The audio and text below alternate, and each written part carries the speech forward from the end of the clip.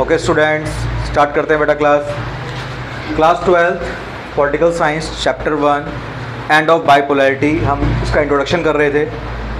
तो आज हमारे पास है, हमने देखा था कि सेकेंड वर्ल्ड वॉर, हमने लास्ट क्लास में देखा कि 1945 में वो एंड हो गया हिरोशिमा नागासाकी पे बम गिरने के बाद। अब ऐसे में दो नेशंस थे जो अपने आप को सुपर पावर कहने का क्लेम कर रहे थे। कौन कौन? यूएसए और रशिया। तो यूएसए मतलब अमेरिका, रशिया मतलब यूएसएसआर उस टाइम पे उसको कहा जाता था। अब इनके बीच में किसी तरह का फिजिकल वॉर नहीं था, ऐसे नहीं कि सेना को लेकर लड़ रहे हो। इनके बीच में वॉर किस चीज़ का था? कंपटीशन का। ये कंपटीशन किस चीज़ में कर रहे थे? बहुत सारे रेफरेंस में, पॉलिटिकल, इकोनॉमिकल, मिलिट्रिकल, कई तरह के कंपटीशन कर रहे थे। अब सबसे बड़ी चीज़ देखी जाती है इसके अंदर, वॉर ऑफ आइडियोलॉजी, विचारधाराओं का युद्ध। तो यहाँ पे दो विचारधाराएं थी, कैपिटलिज्म एंड डेमोक्रेसी, और दूसरा सोशलिज्म एंड कम्युनलिज्म।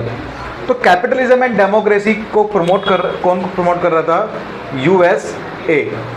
और सोशलिज्म को कौन कर रहा था? यूएसएसआर। इसका मतलब क्या होता है? सोशलिज्म एंड कम्युनलिज्म का मतलब है स्टेट ओनरशिप, मतलब देश के अंदर जितने भी रिसोर्स हैं सब पर मालिकाना हक किसका होगा? गवर्नमेंट का। और जो भी रिसोर्स कमाए जाएंगे सब इक्वली बांट दिए जाएंगे सब लोगों में। जबकि कैपिटलिज्म के अंदर क्या बात रखी जा रही थी कि प्राइवेटाइजेशन रखा जाएगा और इंडस्ट्रियों को उनकी ऑटोनॉमी दी जाएगी कि वो अपनी मर्जी से काम कर सके। मार्केट ही डिसाइड करेगी तुम्हारे प्रोडक्ट का कितना प्राइस होना चाहिए। और जिसकी वजह से गैप आ रहा था रिच और पुअर्स के बीच में, कि रिच होते जाएंगे, पुअर होते जाएंगे। अब ऐसे में ये दो ब्लॉक बने, एक बना हमारा यूएसए और एक बना हमारा यूएसएसआर। और इनके ग्रुप का क्या नाम कहलाया? यूएसए के ग्रुप का नाम था NATO, North Atlantic Treaty Organization. और रशिया ने बनाया, यूएसएसआर ने बनाया वार्सा पैक्ट। अब इन दोनों पैक्ट के बाद इन कंट्रियों ने कोशिश करी कि ज़्यादा से ज़्यादा देश इनकी खेमे में आ जाए, इनके ब्लॉक में आ जाए। और हमारे पास तीन पॉसिबिलिटीज़ ऐसी भी आई कोल्ड वॉर के समय पर कि वो आपस में बिल्कुल पास आके लड़ते लड़ते भी रह गए। तो पहली थी हमारी क्यूबा मिसाइल क्राइसिस, सेकंड थी बर्लिन वॉल और कोरियन वॉर। ये तीन वो सिचुएशंस थी जब ये बिल्कुल पास आकर फिजिकल होने से बच गए और थर्ड वर्ल्ड वॉर होने से बच गया।